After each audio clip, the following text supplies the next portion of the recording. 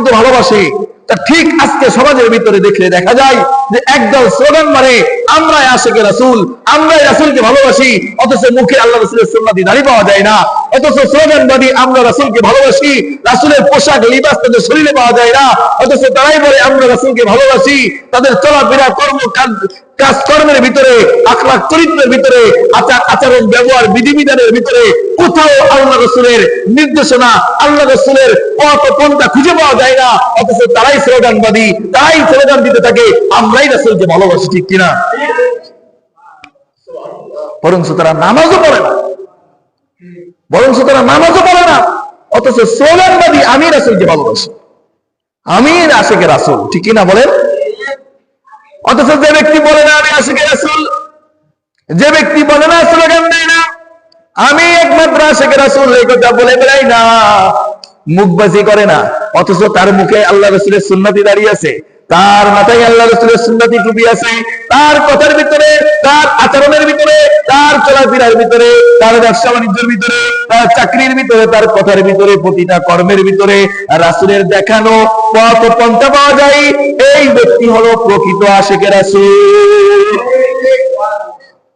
যে ব্যক্তি মুখবাজি করে না, ফাফরবাজি করে না যে আমি আশিকে রাসূল, আমি রাসূলকে বেশি মহব্বত করি, আমি কোরআনকে বেশি মহব্বত করি, এ ব্যক্তি মুখবাজি করে না, কিন্তু রাসূল যে কাজে কষ্ট পায়, আল্লাহ তাআলা যে কাজে নারাজ হয়, তার থেকে কখনো এই কাজ প্রকাশ পায় না।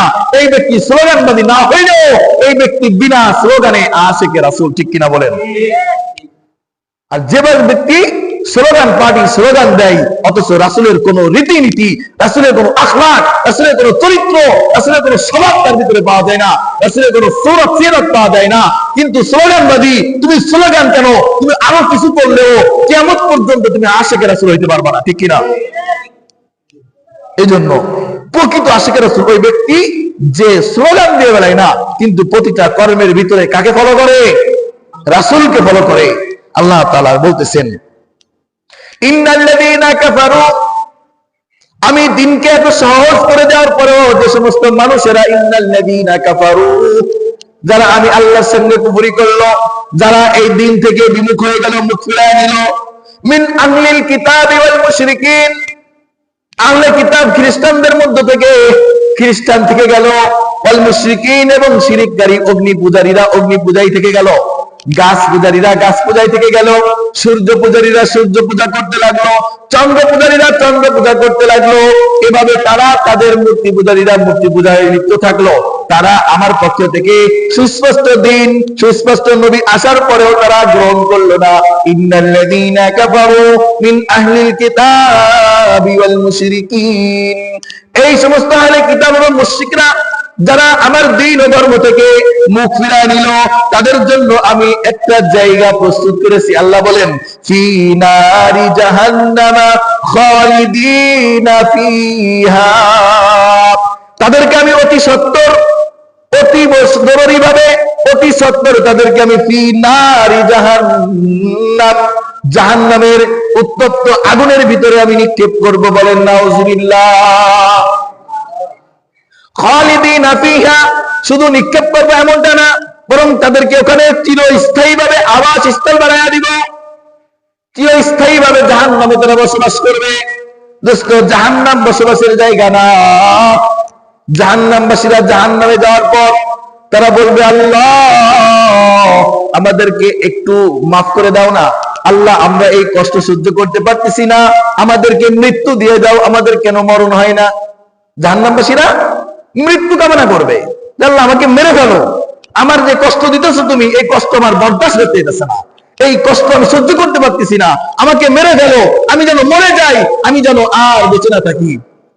তখন আল্লাহর পক্ষ থেকে ফেরেশতারা ঘোষণা করবে লা ইয়ামুতু ফিহা ওয়া লা ইয়াহইয়া, না না না, তোমাকে জাহান্নামের মৃত্যু দেওয়া হবে না, আবার সুস্থভাবে জীবন যাপন করতে দেওয়া হবে না, তুমি ভালোভাবে বাঁচতেও পারবে না, আবার চাইলে মরতেও পারবে না।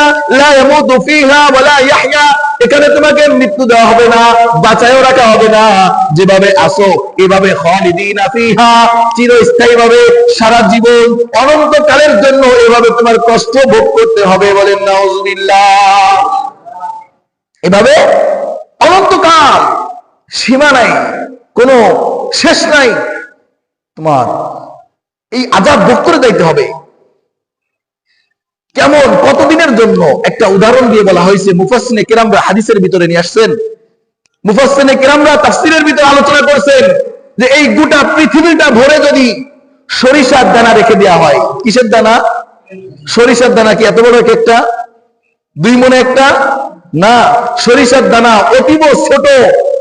এই সরিষার দানা দিয়ে যদি পুরো গোটা পৃথিবীকে ভরে দেওয়া হয়, আর একটা পাখিকে যদি নিযুক্ত করা হয় যে 500 বছর পর, কত বছর? 500 বছর পর একটা দানা খেয়ে ফেলবা, একটা দানা নিয়ে যাবা, এই গোটা পৃথিবীতে কত সরিষার দানা, কত কোটি মিলিয়ন বিলিয়ন ট্রিলিয়ন সরিষার দানা ধরবে। 500 বছর পর পর একটা পাখি একটা করে দানাও যদি খেয়ে ফেলে, একদিন না একদিন শেষ হওয়ার সম্ভাবনা আছে কিনা? কিন্তু সেই দিনটা কবে? হিসাবের বাইরে। সেই দিনটা কবে? হিসাবের বাইরে। তবুও সম্ভাবনা আছে একদিন না একদিন শেষ হবে। কিন্তু জাহান্নামের জিন্দেগি, জান্নাতের জিন্দেগি, জাহান্নামের হায়াত, জান্নাতের নাজনিয়ামত জীবনে কোশ্চিন কালেও শেষ হবে না। বলেন সুবহান। এই জাহান্নামের এই কষ্টের ভিতরে সারাটা জীবন অনন্তকাল, যার শুরু আছে তার শেষ নাই। অনন্তকালের জন্য এই আযাব, এই আযাব তোমাকে গ্রহণ করে যেতে হবে। তখন ফেরেশতারা ঘোষণা করবে, লা ইয়ামুতু ফিহা ওয়া লা ইয়াহইয়া। এই জাহান্নামের ভিতরে তুমি আযাব গ্রহণ করতে থাকো, তোমাকে এখানে জীবিতও করা হবে না, মেরেও ফেলা হবে না।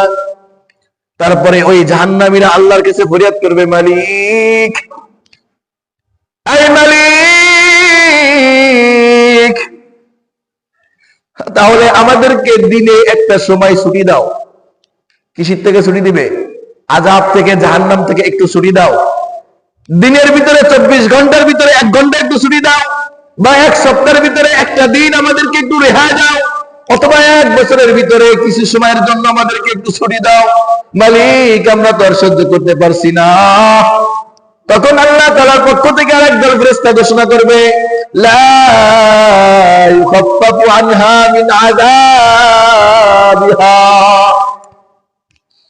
না না না, তোমাদের এই আযাবকে যারা পরিমাণে বিরতি দেওয়া হবে না, তোমাদের উপরে এই আযাব থেকে যারা পরিমাণও কমানো হবে না।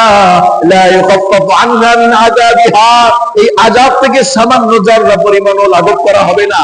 কারণ তোমাদের সামনে এমন সতর্ককারী, এমন সতর্ক করনেওয়ালা, এমন জাহান্নামের বর্ণনাকারীরা আসছিল, তোমরা তাদেরকে মানো নাই। তোমরা দুনিয়ার মোহে পড়ে, দুনিয়ার আনন্দ উল্লাসে পড়ে আমি আল্লাহর এই জাহান্নামের আগুনকে, এই জাহান্নামের শাস্তিকে ভুলেছিলা। আজকে তোমাদেরকে রক্ষা করার মতো কেউ নাই। নাউযুবিল্লাহি। এই কথা শোনার পর জাহান্নামবাসী বলতে থাকবে, আল্লাহ, যদি তুমি আমাদেরকে একটু ছুটিও না দাও, একটু আযাবও যদি না কমাও, আয় আল্লাহ, মৃত্যুও যদি না দাও, তাহলে আমাদেরকে তুমি মাফ করে দাও, আমাদেরকে তুমি ক্ষমা করে দাও। বলবে, না না, তোমাদের ক্ষমার দরজা তো এখন বন্ধ হয়ে গেছে। ক্ষমার জায়গা তো জাহান্নাম, জান্নাত না। ক্ষমার চাওয়ার সুযোগ ছিল, ক্ষমা না চেয়ে মারা গেছো, ক্ষমা চেয়ে আসতে পারো নাই, তওবা করে আল্লাহর রাস্তায় ফিরে আসতে পারো নাই। অথচ আল্লাহ তাআলা প্রতিটা দিন, প্রতিটা মুহূর্ত তোমাকে গোলাম বলে ডাক দিছে। গোলাম, আমি তোর রব, তুই হাজারে গুনাহ করছিস, আয় আমি আল্লাহর দিকে ফিরে আয়। আমি আল্লাহকে আল্লাহ বলে ডাক দে।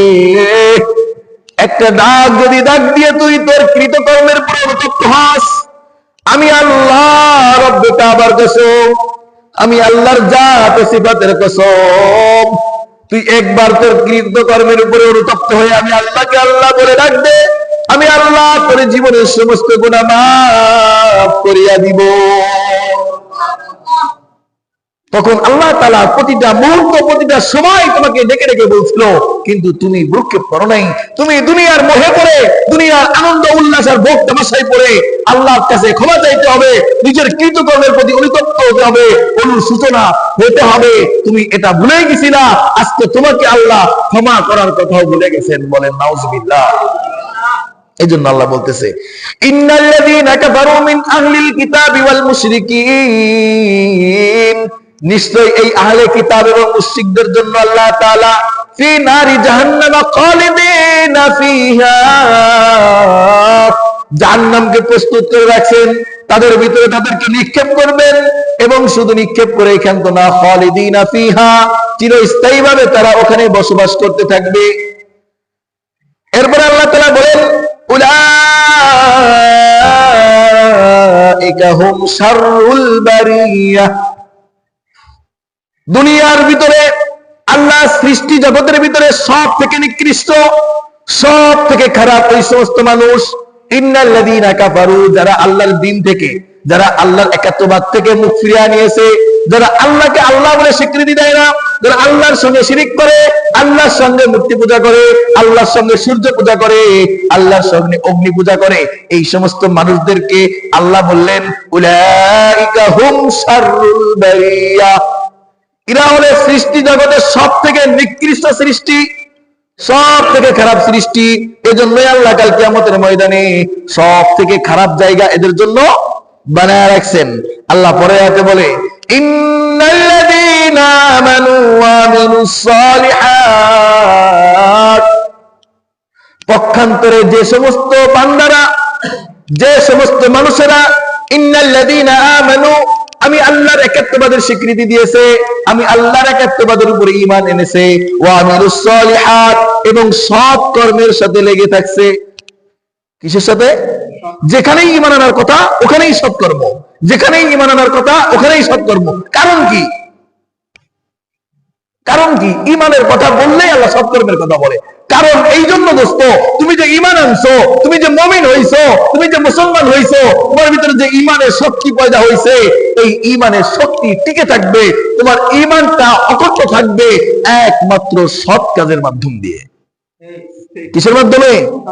সৎ কাজের মাধ্যম দিয়ে।